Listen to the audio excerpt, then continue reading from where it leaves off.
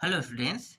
मैं कक्षा 11वीं वाले विद्यार्थियों को इस वीडियो में इतिहास सब्जेक्ट के कुछ महत्वपूर्ण प्रश्न बता रहा हूँ।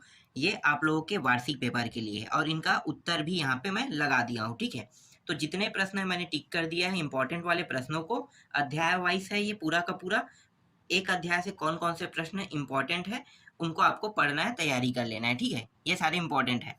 तो देखो, इतने सारे प्रश्न में यहाँ पे आपको तीसरा प्रश्न दिखाई दे रहा है ना, जीवाश्म क्या है। मैंने ये प्रश्न जो है आपको 1 नंबर 2 नंबर वाले जो प्रश्न मैंने दिया था उसमें बताया था ना, लेकिन उत्तर नहीं दिया था। तो यहाँ पे हम उत्तर देख लेते हैं। उत्तर क्या लिखोगे? जीवाश्म किसी बहुत पुराने पौधे, पशु या मानव के अवशेष होते हैं जो पत्थर बन जाते हैं, उसे हम क्या कहते हैं? जीवाश्म कहते हैं। ये इंपॉर्टेंट है। इसके बाद डायरेक्ट आ जाते हैं यहाँ पे 8वां प्रश्न में। अल्टामीरा क्या है, यह कहाँ स्थित है? तो अल्टामीरा एक गुफा स्थल है जो स्पेन में स्थित है। अगला है, ओरिजिन ऑफ स्पीसीज पुस्तक की रचना किसने की है? उत्तर क्या लिखोगे? चार्ल्स डार्विन ने। मानव प्रजाति के प्रथम जीवाश्म कहाँ प्राप्त हुए? उत्तर क्या लिखोगे? या तो आप एक शब्द में डायरेक्ट जर्मनी लिख सकते हो, या फिर लिएंडर थल घाटी की चूने पत्थर की खदानों में आप ये भी बता सकते हो। अगला है, हाजदा कौन है? उत्तर क्या लिखोगे? अफ्रीका महाद्वीप में शिकारी व भोजन संग्राहकों का समूह को क्या कहते हैं? हाजदा कहते हैं। कौन से महाद्वीप में? अफ्रीका महाद्वीप में। हिमयुग का प्रारंभ कब हुआ? तो लगभग 25 लाख वर्ष बोलना है। ठीक है, इसके बाद देखो यहाँ पे एक प्रश्न है, मानव विज्ञान क्या है? 2 नंबर वाले प्रश्न है, मानव विज्ञान विज्ञान की वह शाखा है जो मानव संस्कृति और मानव जीव विकास के उद्विकास पहलुओं का अध्ययन करता है। ये आपको उत्तर लेना है। और यहाँ पे एक और प्रश्न था, यहाँ पे मैंने टिक नहीं किया था, इसे भी टिक कर लेते हैं।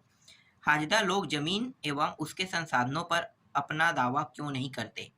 इसका कारण यह है कि वे चाहे जहाँ रह सकते हैं, पशुओं का शिकार करते हैं, कंदमूल और शहद इकट्ठा कर सकते हैं, पर पानी ले सकते हैं एवं पानी ले सकते हैं।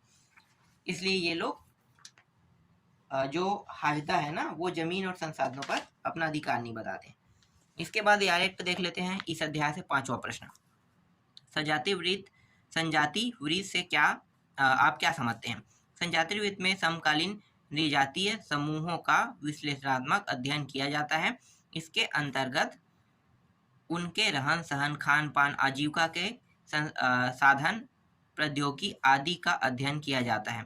सजाति वृत्त में स्त्री पुरुष की भूमिका, कर्म कांड, रीति रिवाज, राजनीतिक संस्थाओं और सामाजिक रूढ़ियों का अध्ययन किया जाता है। ये आपको उत्तर लेना है। ठीक है, इसके बाद मैं आपको दिखाता हूँ। डायरेक्ट आ जाना है यहाँ पे। लघु उत्तरीय प्रश्न क्रमांक में 4-4 नंबर के प्रश्न हैं।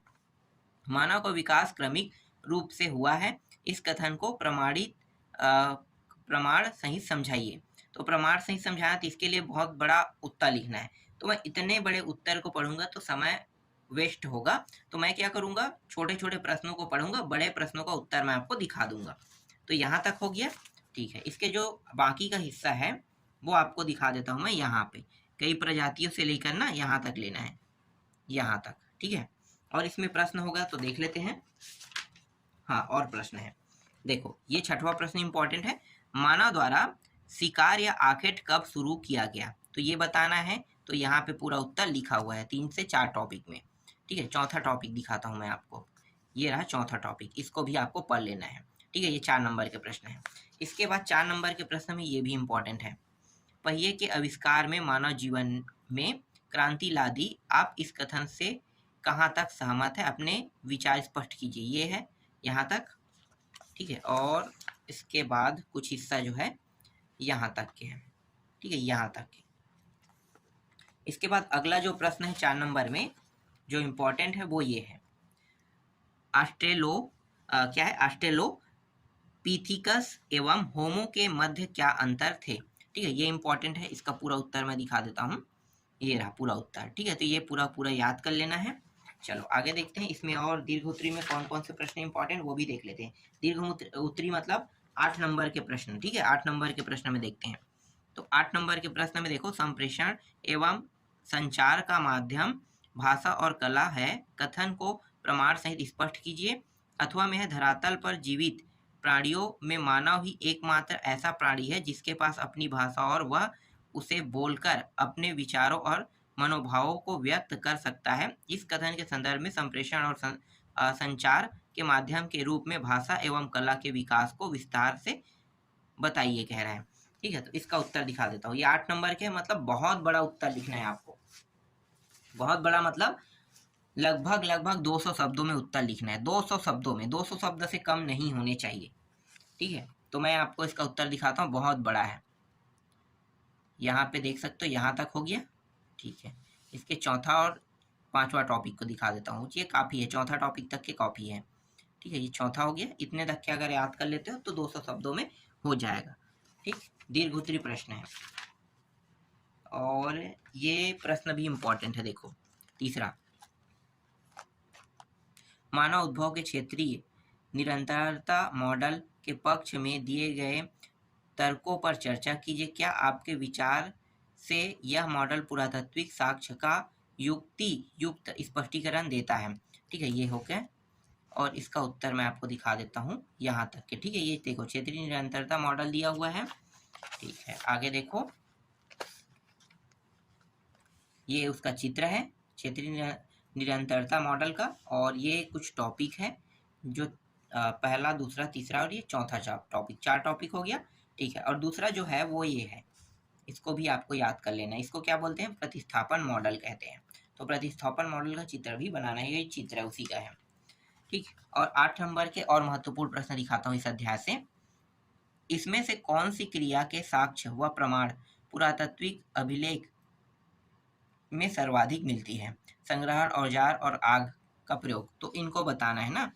तो चलो देखो, ये रहा पहला पैराग्राफ, यहाँ से लेके यहाँ तक एक पैराग्राफ,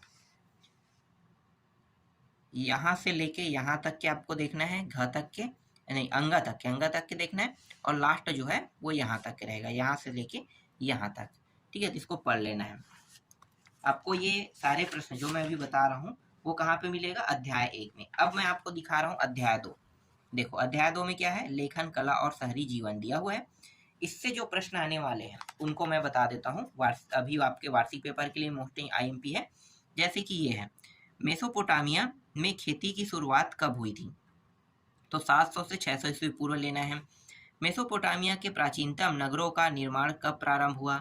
तो आपको क्या लेना है? यहाँ पे उत्तर में लेना है प्राचीनतम नगरों का निर्माण, इसे कांस्य युग कहते हैं, अर्थात 3000 ईस्वी पूर्व में प्रारंभ हुआ, ये आपको बताना है। ठीक है, इसके बाद डायरेक्ट आ जाते हैं यहाँ पे, गिलगेमिस कौन था? तो यहाँ पे उत्तर क्या लेना है? महाप्रतापी राजा था, ये बताना है, ये अगर ये प्रश्न देखने को मिलता है तो। इसके बाद 2 नंबर के प्रश्न देख लेते हैं। देखो, मेसोपोटामिया में कौन कौन सी भाषाएं का प्रयोग होता है? तो कौन कौन सी भाषा का प्रयोग होता है?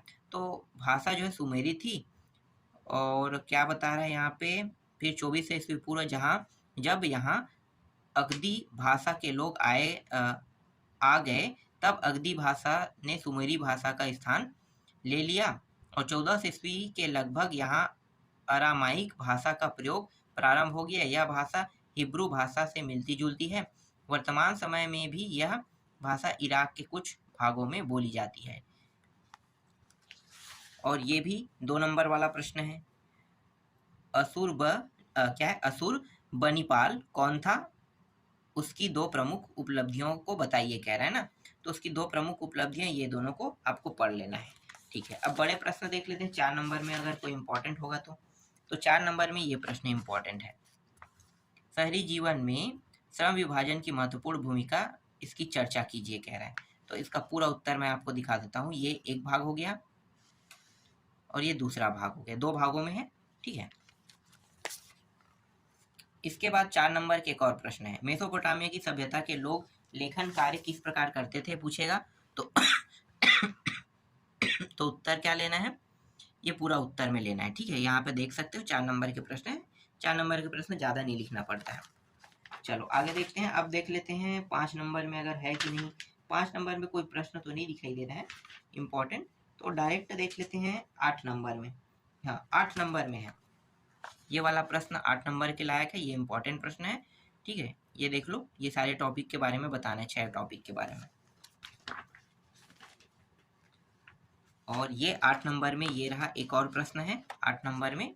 देखो, शहरी जीवन शुरू होने के बाद कौन सी नई संस्थाएं अस्तित्व में आई? आपके विचार से उनमें कौन कौन सी संस्थाएं राजा की पहल पर निर्भर थी? ठीक है, ये है।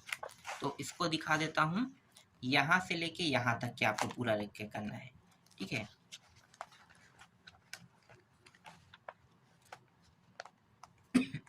ये देख सकते हो, और ये हिस्सा यहाँ से लेके यहाँ तक के। ठीक, और इसमें बहुत सारे हैं टॉपिक में। देखो, ये सेना उना वाला है ना, ये भी पढ़ना है, फिर मंदिर के बारे में पढ़ना है, थोड़ा सा याद करना है। मंदिर वाले टॉपिक में बहुत सारा नहीं, इतना बड़ा थोड़ी लिखते रहोगे 8 नंबर में आप, मतलब कितना बोलते हैं 1000 2000 शब्द थोड़ी लिखोगे, थोड़ा सा लिखोगे ना। तो इसके सबके थोड़े थोड़े पॉइंट निकाल लेना। यहाँ पे सेना के थोड़े पॉइंट, ठीक है, यहाँ पे व्यापार से, लेखन कला से, विद्यालय से थोड़े थोड़े पॉइंट यहाँ से निकाल लो। और 8 नंबर में और प्रश्न इसमें देखो, 8 नंबर में ये रहा, मेसोपोटामिया के डर नगर की विशेषता को वर्णन कीजिए कह रहे हैं ना, ये प्रश्न है। तो यहाँ पे देखो छोटा छोटा पॉइंट है, यहाँ भी छोटे छोटे पॉइंट में इसे पढ़ना है। फिर ये जल निकासी व्यवस्था, ये रहा। फिर ये देखो, ये दोनों टॉपिक, ठीक है, और एक और टॉपिक है उसको दिखा देता हूँ, ये रहा, घरों के बारे में प्रचलन अंधविश्वास वाला है, ये टॉपिक देख लेना है। ठीक, अब इसके बाद एक और प्रश्न है 4 नंबर में। देखो, मेसोपोटामिया शब्द का अर्थ बताते हुए इस सभ्यता के प्रमुख केंद्र कौन से थे, वर्णन कीजिए कह रहे हैं ना। तो ये पूरा टॉपिक आपको उत्तर में लिखना है। इसके अलावा इसमें और भी टॉपिक है, मैं दिखा देता हूँ, पूरा याद करने की जरूरत नहीं है। यहाँ से यहाँ तक हो गया, ठीक है, और ये सिकंदर से लेके यहाँ तक के, और एक और पैराग्राफ देख लेते हैं यहाँ तक के। ठीक है, ये पूरा कंप्लीट है, और भी है लेकिन आपको नहीं पढ़ना है, इतना काफ़ी है। और मानचित्र अगर आता है तो मानचित्र आपको ये बताना, देखो इराक, ईरान, इन सबको दर्शाना है किसमें, इस मानचित्र में। देखो, तो सीरिया कहाँ पे है, यहाँ पे है, सीरिया कह रहा है। मिस्र यहाँ पे है, ईरान यहाँ पे है, तुर्की यहाँ पे है। ठीक है, ये कैस्पियन सागर कह रहा है, यहाँ पे ये कैस्पियन सागर है, इसे जोड़ रहा है।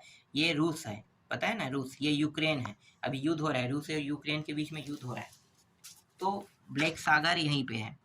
ठीक है, और ये जो हिस्सा है ये चाइना का है, ये मंगोलिया है, ये तो मुझे पता है।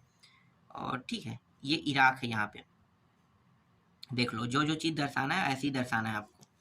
ठीक, चलो आगे बढ़ते हैं, अध्याय 3 में आते हैं। अध्याय 3 देखते हैं। तो अध्याय 3 में दिया हुआ है 3 महाद्वीपों में फैला हुआ साम्राज्य की बात कर रहे हैं ना। इंपॉर्टेंट प्रश्न देखो यहाँ पे, वर्ष वृत्तांत क्या है, ये 1 नंबर के प्रश्न है। समकालीन व्यक्तियों द्वारा लिखा गया उस काल का इतिहास वर्ष वृत्तांत कहलाता है या प्रतिवर्ष लिखा जाता है। दूसरा है पेपाइरस विज्ञानी किन्हें कहा जाता था, अथवा पेपाइटोकलाजिस्ट कौन थे। ठीक है, ये इंपॉर्टेंट है, इसको देख लेना। ठीक है, क्या है इसका उत्तर, तो किन्हें कहा जाता था, तो यहाँ पे क्या लिखा है, पत्तों पर संविदा पत्र, लेखन पत्र एवं सरकारी दस्तावेज को लिखने वाले को कहा जाता था। मतलब यही इसका उत्तर है। पेपाइरस क्या है, पेपाइरस एक सरकंडा जैसा पौधा था जो मिस्र में नील नदी के किनारे उगता था। ठीक है, ये इंपॉर्टेंट है। इसके बाद है सेंट आगस्टीन कौन थे। सेंट आगस्टीन 396 ईस्वी में उत्तरी अफ्रीका के हिप्पो नगर के बिशप थे।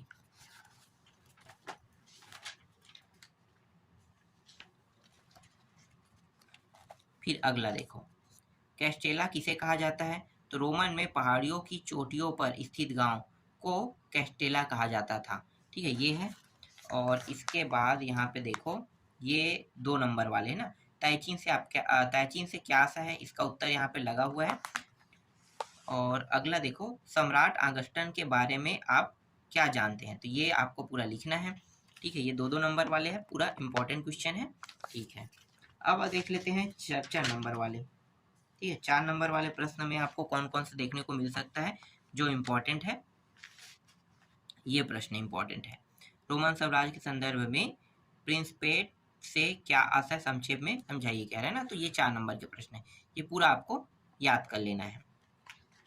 इसी तरह से 4 नंबर के एक और प्रश्न है, इसको देख लेते हैं। 4 नंबर में देखो, रोमन साम्राज्य वाला है ना, ये भी स्थापित राज्य प्रिंसिपेट में सेनेट व साम्राज्य की क्या स्थिति है, संक्षेप में बताइए। तो ये है और इसका आधा हिस्सा यहाँ पे है।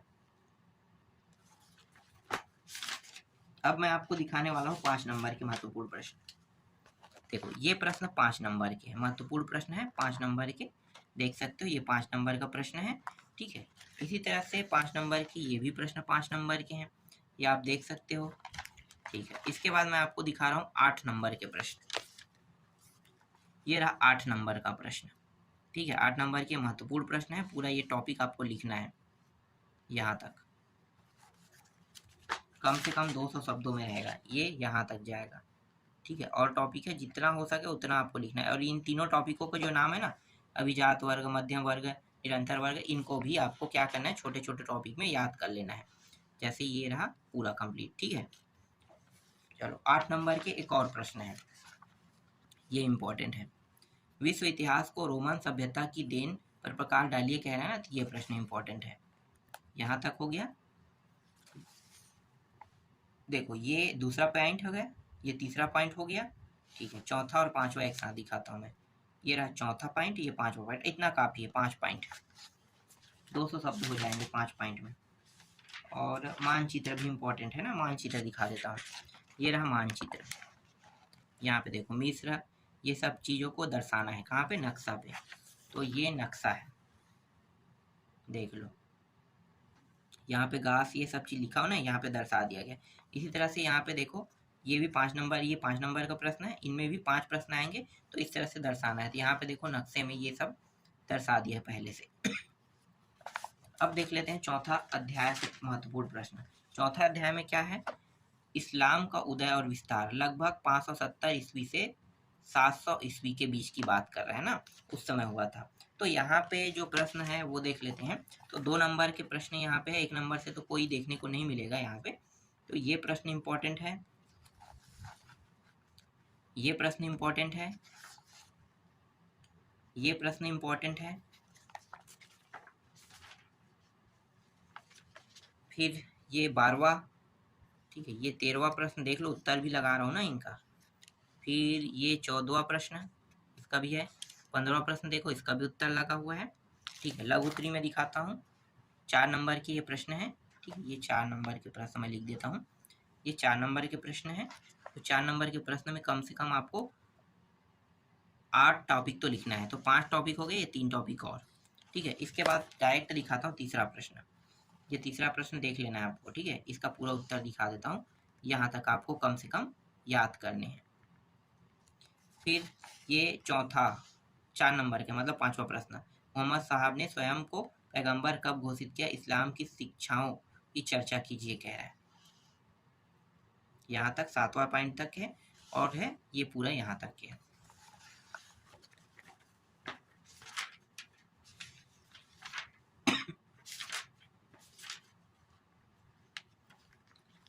ये 5वां प्रश्न है, 5वां का बोल रहा हूँ, 5 नंबर का प्रश्न है, ये प्रश्न इंपॉर्टेंट है, ठीक है, दीर्घोत्तरी में। और इसी तरह से 5 नंबर की ये प्रश्न इंपॉर्टेंट है, ठीक है, ये प्रश्न इंपॉर्टेंट है। 5 नंबर में ये प्रश्न भी इंपॉर्टेंट है, धर्म युद्धों के क्या परिणाम हुए वर्णन कीजिए। और दिखाता हूँ, ये 8 नंबर के प्रश्न है, ये 8 नंबर वाला प्रश्न है, और ये 8 नंबर का अंतिम प्रश्न है, ठीक है, इसमें इस अध्याय से। और है क्या, 7 प्रश्न है क्या, नहीं, ठीक है। और बाकी जो 5 अध्याय से जो प्रश्न बाकी है उनको मैं आपको नेक्स्ट वीडियो में बताऊंगा।